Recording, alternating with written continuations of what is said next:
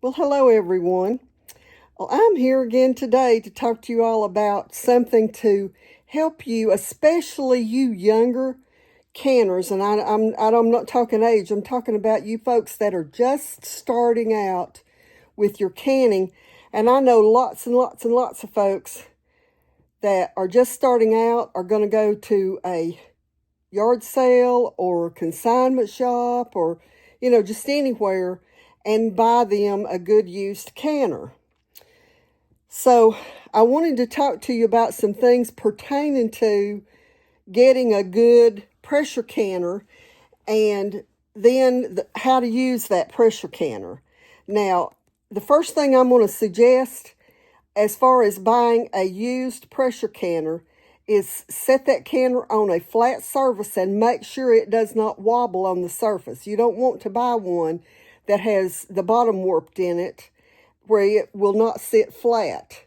So that's the first thing you want to look at if you're looking at buying a used canner. The other thing that you want to look at and consider is if that canner is new enough to get new parts for. If you go into some little old lady's house and she's had this canner for 50 or 60 years, before you buy it, do a search online. There's usually on the bottom of the old canners, I know the Miro and the Presto, they usually have a number.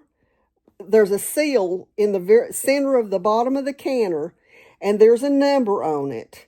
You look at that and then do you a Google search for that number, for that brand and number of canner to make sure that you can get, new rubber gaskets for it. If it has a gauge on it, make sure that there's still gauges available for it. You don't want to waste your time buying something that you cannot get parts for. And then once you've gotten that canner, many, many times the booklet that came with those canners have been lost years ago, thrown in the garbage or whatever. So you're going to need to know how much water goes into that canner.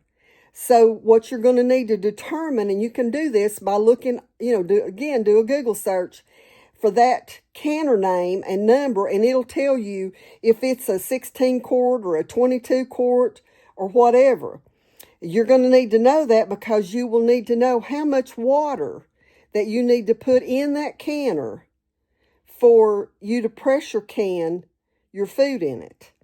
And so I'm going to attach a chart to this. At the end of this video, I will attach a chart that shows the different sizes of canners and how much water that you need to put into that canner so that you know that you're safely going to have enough that it doesn't run dry, because this is going to be boiling inside the whole time you're canning. And especially like if you were canning meat that has to go for an hour and a half, you do not want that canner to boil dry, because you don't want to destroy your canner, and you don't want to destroy the food that's inside the canner. So be looking at the end of this video for the chart that will show you how much water to put into your canner. So anyway, until the next time, God bless you.